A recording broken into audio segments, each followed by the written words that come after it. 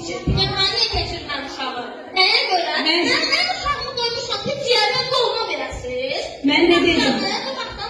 Ciyərə dolma verənin bana sorusu yap deyənin var.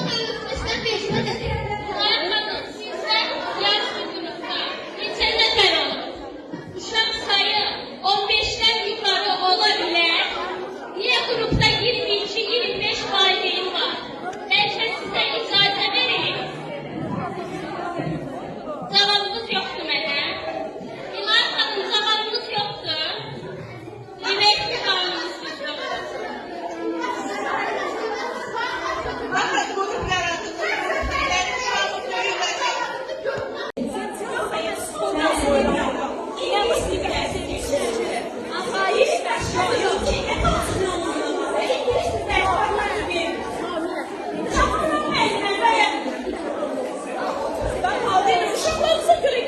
Siz əyləşin.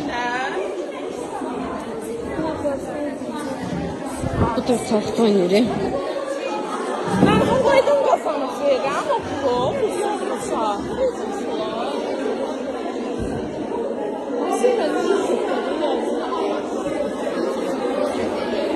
Son 2 babası olsun.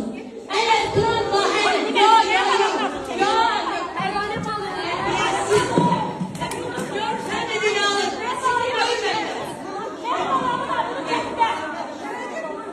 Bu ilişkileri yaptı. İlişkileri bizi olsun diyor. Bu ilişkileri yaptı. Bu ilişkileri yaptı. İnanmaktır. Olmaz ya balalar. Neden danışır maaştan, yemeğine, hiçbir şeyler.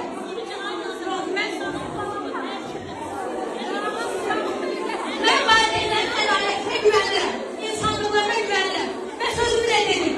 Eğer benim yemeğimde sende kadar kusur varsa, bu esnaflar bayramın en küçük yemeğinden varsa, ben bir kilo yemeği esirgeyelim, senden 3 babam olsun. Yalan diyenin 3 babası olsun.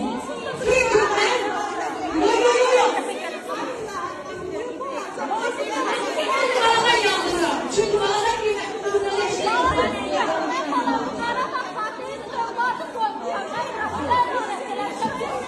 benim vicdanım var. Benim vicdanım var. Benim vicdanım var. Benim vicdanım var. Ben yemeği kesmem. Ben ona yüz efendim.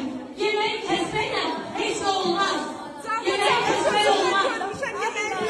Sizin emanet güvenlerim.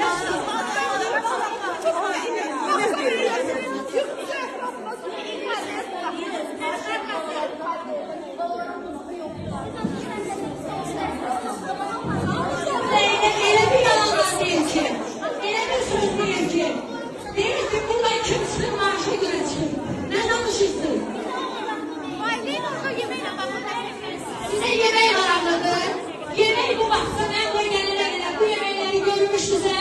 Eğer yalan, yani burada kim yalan değilse onun babası olsun. Kim yalan değilse onun babası olsun. Mikrofonu versinler diyor ki vermirlər də.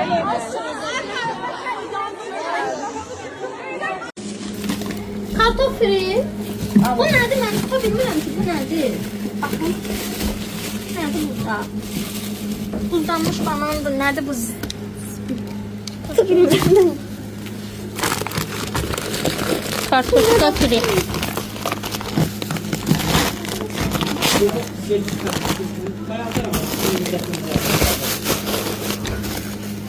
Nerede? Dondurulmuş banan. Qaranlıq başa düşdüyə biz bunu görürük də, düzdür. Bu necə inkar edə bilərsiniz? Mən onu inkar edirəm. Ay sağ ol. Yeyirsiniz evdə bunu. Şəxsən biz yeyirik. Bax, sən iska ayaqlarına bax. Ki onun üstünə şu tarix dəyişdi, koyulur orada. Hamısı müəllimələr üçün. Hamısı müəllimələr yeyir. Yurdumun ən ucuz emtila ayağı. Nə valla, yağır olun sizi, heç nə demirəm. Valla. Noxudun arxasındakı banan nədir? Mən onu